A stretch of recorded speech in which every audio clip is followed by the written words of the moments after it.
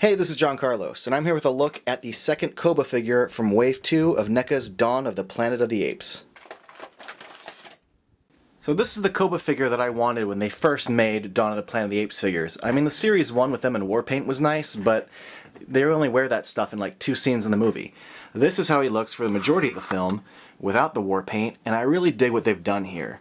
The basic, almost black, but like a dark brown paint for the base, and then this sort of orangish skin tone, peachish kind of color to highlight how thin the hair can be in some areas, and also he has scarring from previous experiments, that was done to him.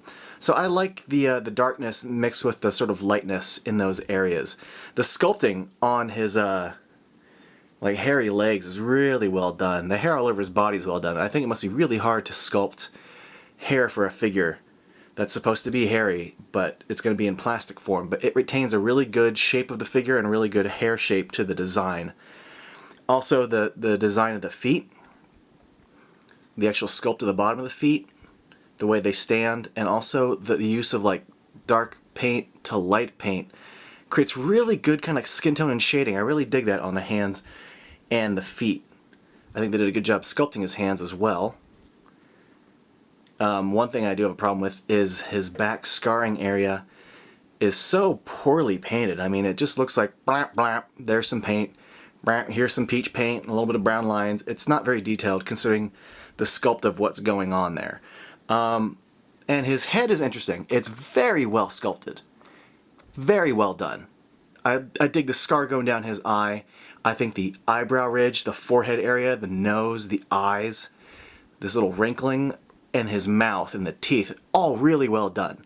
I do need to point out that his skin is mostly brown. Now I saw some in the store that had more highlights where it was brown as a base and then kind of like a peachish highlight area that looked more natural. And those all had kind of bad eyes. See this green eye here is kind of perfectly painted, but his skin is brown. It doesn't have the highlights. But I chose this one because I prefer a perfect eyeball. But his skin still does look really good. Just it's incredibly solid brown without much detail to it. But look at the sculpted wrinkles by his eyes there.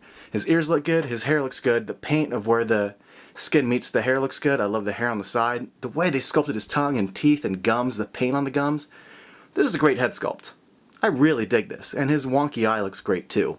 Now he comes with a few accessories. He comes with this gun, which, man, has a lot of detail to it. And I like the green paint used on the bottom here.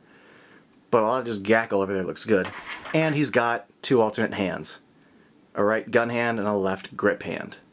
Here he is holding the gun, and I gotta say it looks really good. He's got a really expressive, angry face, which creates not only like a striking head that goes with the pose with the gun, but just a really intense, kind of like action-based, angry moment. It's a really good-looking figure with a really intense kind of presence. Now here he is next to the Series 1 KOBA, just for comparison. Series 2 he comes with a gun, Series 1 he comes with a stick. I think they both look good, but man, do I like that second one with that angry, yelling face. I think it's just such a cool, intense, villainous kind of figure, and I'm really happy with the way it turned out. Thanks for watching!